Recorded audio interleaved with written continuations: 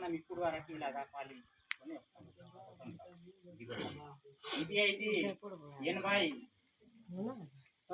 సార్లు స్వతంత్ర దివసం. ఇది దీనికి ఎందుకు పాలిస్తామండి స్వతంత్ర దివసం? మన పూర్వజులంతా మన పెద్దల సినాలు అప్పుడు ఈ దేశం కోసము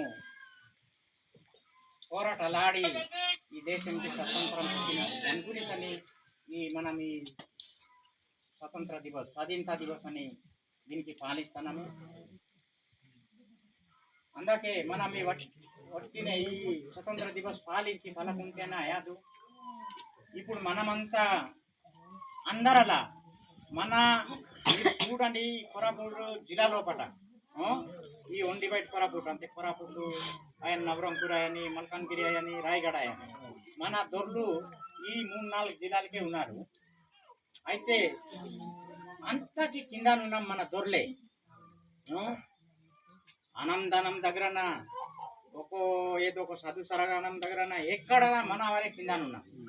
అందుకే మన దొర్లంతా ఇప్పుడు చిన్న పిల్లలకి ఇలాంటి వరకు అంతా అందరికీ స్కూల్కి కావాలి. ఆడబొట్టేయాలి, మగబొట్టేయాలి, అందరికీ స్కూల్కి పంపించి వారికి చదువుని మప్పి మనం కొద్దికి ముందుకు నడవడం పడుతుంది.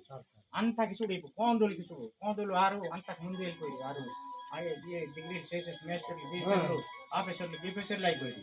గద్వాళ్ళు కూడా అలాగైపోయి, ఇంజనీర్లు అయిపోయి, గద్వాళ్ళు అయిపోయి, అందరు అయిపోయి, ఎంపీలు అవుతున్నారు. మనకితో ఇప్పుడు ఆదివాసీ మన్యత ఇచ్చినారు గవర్నమెంట్. మనం ఆదివాసీ మన్యత ఇచ్చేసిరని మనం పలకుంటాయాదు.